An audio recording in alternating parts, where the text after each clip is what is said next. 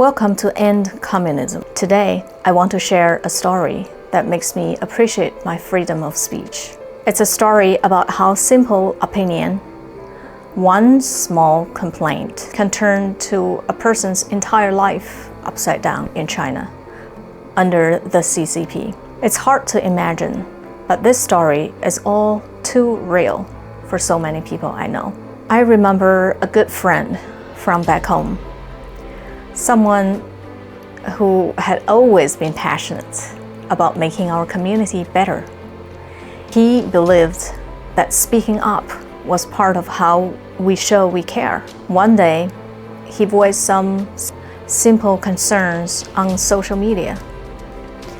All he did was questioning why certain funds weren't going to help local schools that were desperately in need, instead of being funneled into luxurious government buildings.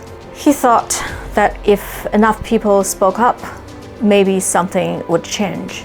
It was one post, one voice, that's all. Within hours, his post was taken down. The next day, he was called in for a chat with local authorities. They wanted to know why he felt the need to post, who he had spoken to, and who else might feel the same. He wasn't allowed to leave until he had answered every single question they had. It was clear he had crossed the line just by asking for fairness.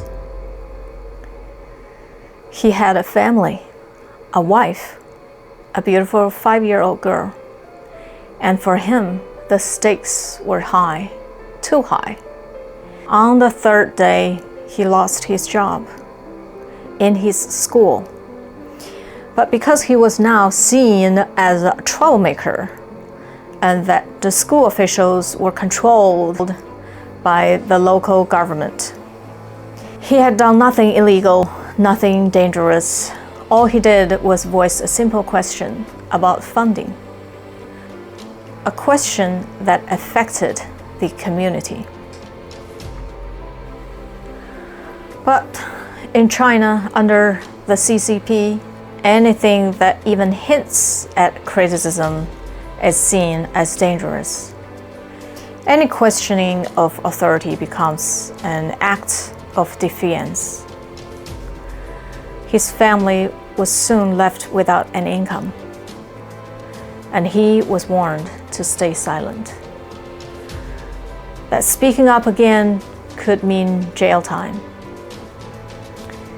He went from a passionate educator to someone afraid to even discuss community issues with friends. His dream of making a difference shattered. Imagine how that would feel to live in a place where asking questions could cost your career, your family's security, and your freedom.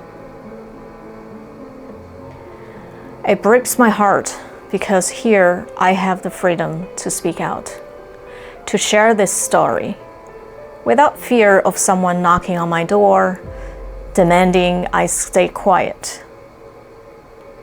It's easy to take our freedoms for granted here. But when I think of him and others who cannot share their stories, who live in fear of saying the wrong thing, I feel a responsibility to speak up. Because his story isn't unique.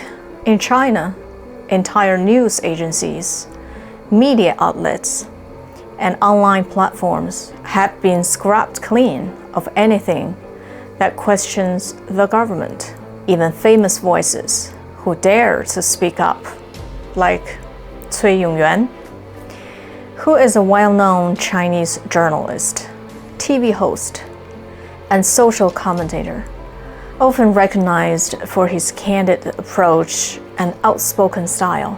He's been involved in rural poverty, educational reform, and healthcare transparency. And you guessed here, he's been silenced and banned from all media. Several famous TV hosts like him were all being silenced, their names erased from public life, just for speaking the truth. That was different from the party's guideline.